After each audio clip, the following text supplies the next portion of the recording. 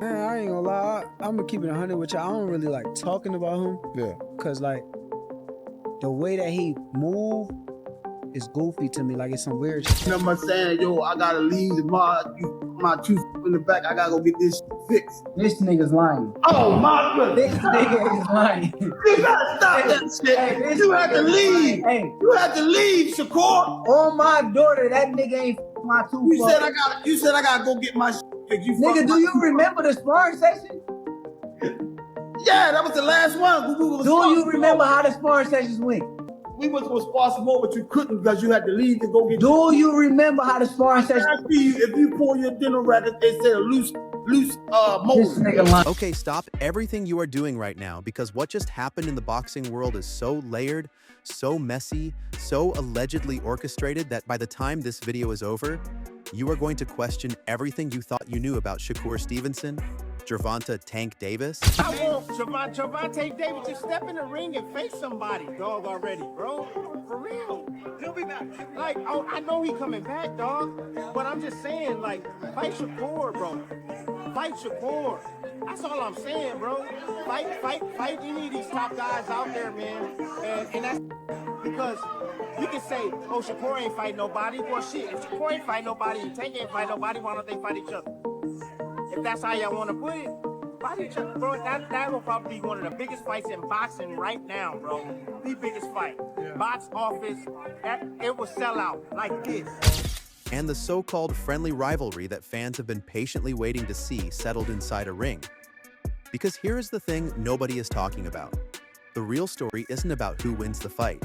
It's about whether certain people actually want this fight to happen at all. And before— don't like speaking on him, but like,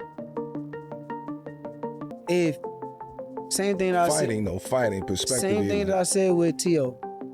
If anybody got issues with me or feel some type of way about me, you could come see me on fight night and resolve every issue that you got. Yeah. I stand by that with anybody. But keeping it boxing.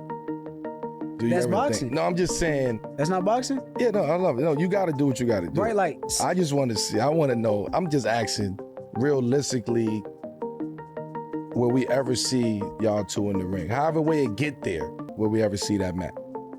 I would love it. Before you click away, let me tell you that Coach Kenny Ellis just walked into the room and allegedly said things that should not have been said in public. Things about sparring sessions, things about dental work. I always knew I'm the one. Mm-hmm. Like I always knew. And I feel like deep down, like they probably won't say it, but they know. It was cool at certain times, but deep down, everybody know as a competitor, it's only so cool it can get. Cause we gonna have to face each other. So, copy.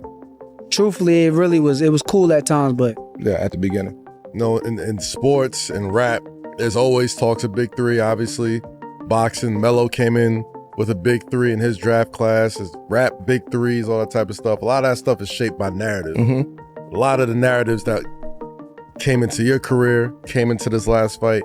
Do you think some of that stuff that was said about you was fair, or how do you hell no. How do you think it affected you? You know hell what I mean? No. I mean, I think everything happened for a reason. Yeah. So like it happened the way that it was supposed to happen. And if I had to do it all over again, I would do the same thing again. But was it fair? Nah, I'm a fighter at the end of the day, and I got painted images like and I'm not built like that. So like I don't know how like who painted that image?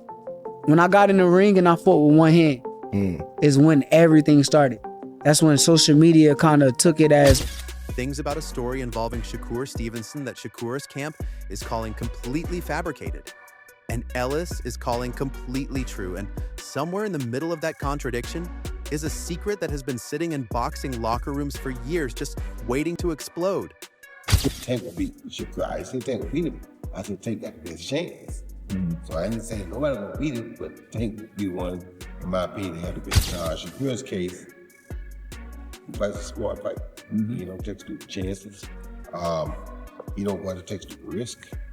He's a professional. He goes out, he does what's necessary to get the job done, and he cool with that. He ain't trying to give me that over the top. He cool with just going out, doing what he do, getting the job done, staying on the beat. That's what he want to do.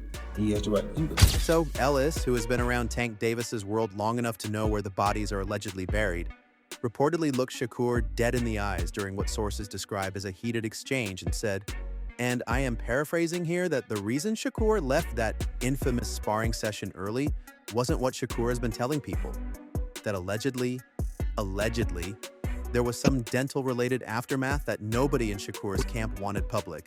I said everybody thinks that Tank is gonna go in there and just knock out Shakur. It's gonna That's not gonna happen. But it didn't take. It shouldn't have taken this fight.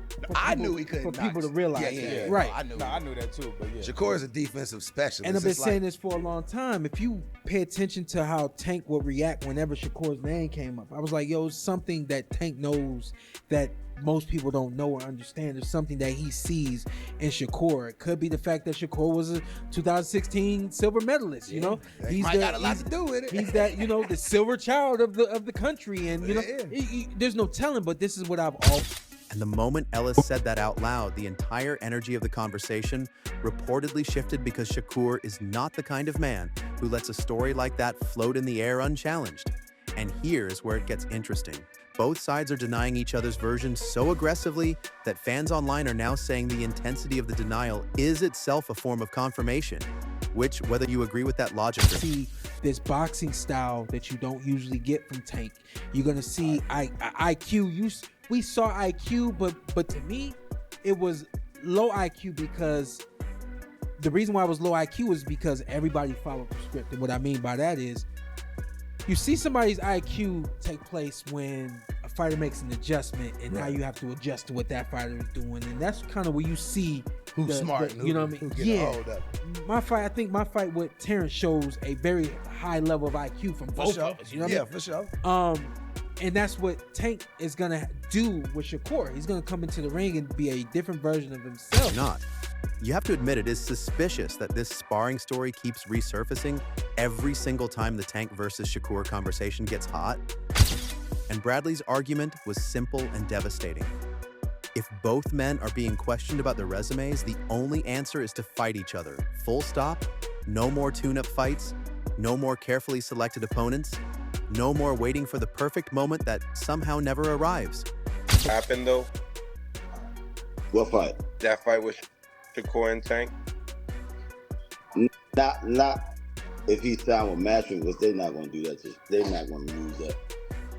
No, they wouldn't do that. Do you think that PBC and Matchroom could work together for it? You think they possibly make that happen? Anything is possible, you know. The negotiations sound good between the two. I don't even want to go back and forth with that. If they grown, man, Shakur could have fought. You know, he got protected custody. You know, he ain't had to do. Like, I know you had things to say if it doesn't happen this year, 2025, it shouldn't happen. But I think Shakur beat both of them. Cepeda and Kadena. It beat both of them easy.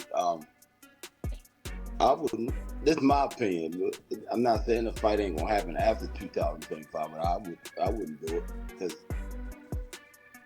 he's a 3-time champion. He don't need no more experience. He don't need no more build-up. His name is big enough. Everybody know it, and everybody want it now. Anything else is just bullshit. You know. So why, if you can't do it now, between now and 2025, why do it? And then Shakur Stevenson, smooth as ever, steps up and says he would love the fight. He is ready. He has always been ready. But then he drops the word goofy to describe Tank's behavior. And suddenly the whole temperature of the conversation changes, because calling Tank Davis goofy is not a neutral word choice. That is a psychological chess move. I would like to see, I'll be front row for that one too. I feel like Shakur Stevenson is a master chess player. I feel like all his fights previously has been kind of easy for him, so it made it look like he was boring to other people, but somebody got to bring the best out of him, and I think Tank Davis will bring the best out of anybody. So at the end of the day, that is the fight to see. Have you seen any of those guys up close, you know, training-wise, and seen both? Absolutely, I've seen both. Both guys are dogs. They're animals. But like I said, Shakur got a great jab. He's a great defender.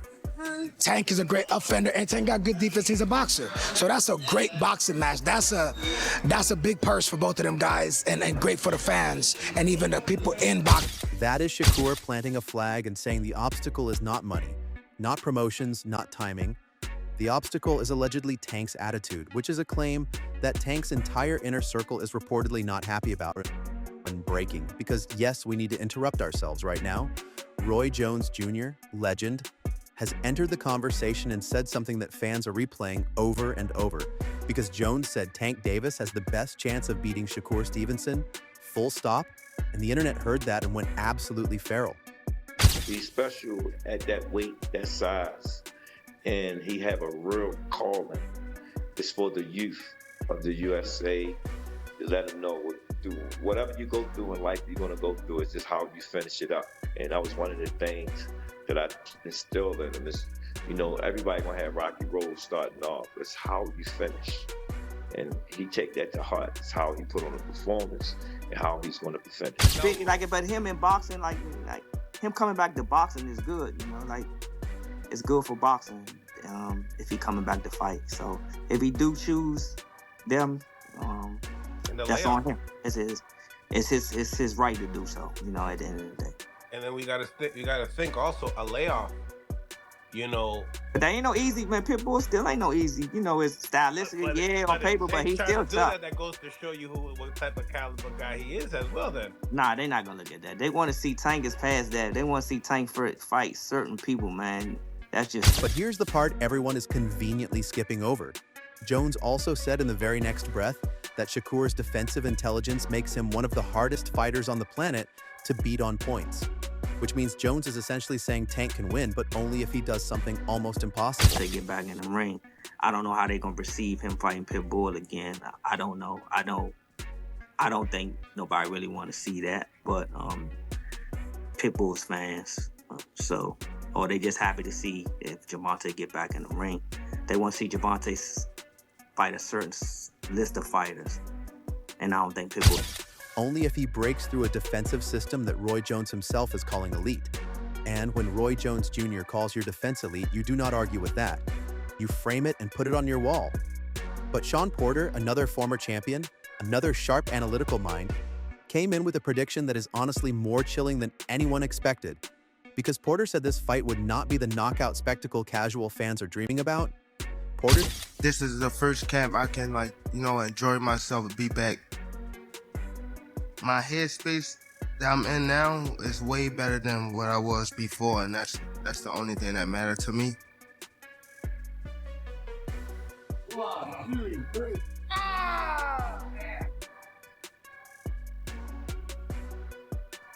I'm looking at it now, it's just like, I don't know, probably this was a good thing. Us fighting. We still on the same path to get the same thing. You know, I gotta be in there with him, I gotta be able to, his arm reach, his size, his power. He said Tank respects Shakur far more than he lets on publicly, that behind closed doors, Tank's camp knows exactly how difficult Shakur is to hit cleanly, and that the actual fight would be a tactical war requiring constant mid-fight adjustments, constant recalibration, two elite minds trying to solve each other in real time, which honestly sounds less like a boxing match and more like a chess game where every wrong move ends your night. And now, hold on. Because Coach Bullet just added something to the story that reframes the entire matchup. And he just... a lot of work yesterday from the interviews and stuff, so I want to see how he react. 2 sparring partners, and rounds is unknown. All right, y'all. Let's go.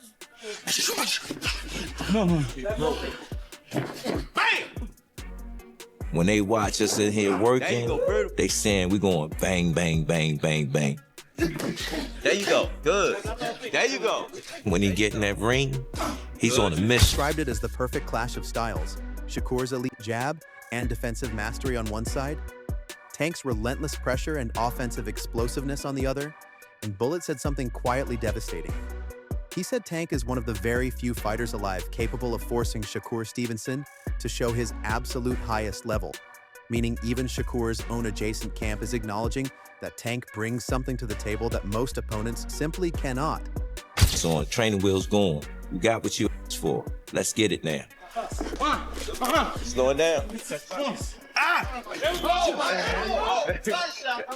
Good word, good word. He ain't playing with nobody. You step in that ring with him, be prepared. Oh my God! All day. There you go. That's it. That's it. There you go. Good round. Good round. That's it. That's it. That's it, y'all. Which makes Kenny Ellis' sparring story feel even more loaded in retrospect. Because if the sparring session was truly as one-sided as Shakur's team claims, why does everyone connected to Tank keep describing Shakur with this level of genuine respect? Yeah, that's the second time that happened to you. Yeah. And I ain't even touch your body. Yeah, thank you, appreciate it. Yeah. Yep.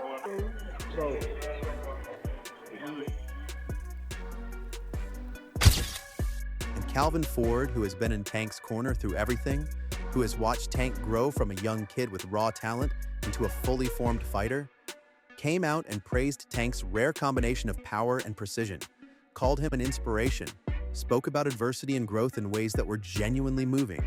While Lamont Roach Sr. made the point that boxing needs Tank active, that fans have reached the point where they expect elite matchups and anything less, including a rematch with Pitbull Cruz, is going to feel like a disappointment, which is a polite way of saying the fan base's patience is not infinite, and the window for this fight to matter at its maximum commercial and cultural peak is closing faster than anyone wants to admit. And nobody said that more directly than Kenny Ellis, who reportedly warned, with what sources describe as genuine urgency, that if this fight does not happen by a certain point, it may simply become irrelevant, that Shakur is already a 3-division champion, that he does not need build-up fights, he does not need narrative, he has already built the resume, and every additional delay chips away at the stakes that make this matchup feel unmissable. But here's the twist, the one that changes everything you just heard, the one that reframes this entire situation from a boxing rivalry into something far more layered. Because what if the delays, the sparring stories, the goofy comments, the heated exchanges between coaches, what if all of it is allegedly working exactly as intended? What if both camps understand that the longer this fight stays in the rumor stage, the more the anticipation builds, the more the pay-per-view value climbs, the more every single interview and social media moment and leaked sparring story adds dollars to the eventual event? What if this entire chaotic public back and forth is the marketing campaign? What if the dental story and the goofy comment and the Roy Jones prediction and the Sean Porter tactical breakdown are all chapters in a story that ends with the biggest boxing event in years? Because if that is true, then the real question is not who wins between Tank Davis and Shakur Stevenson. The real question is whether you, sitting right here, right now, have already bought your ticket without even realizing it. So drop your prediction in the comments right now. Defensive genius or knockout power? Who walks out of that ring still standing? Who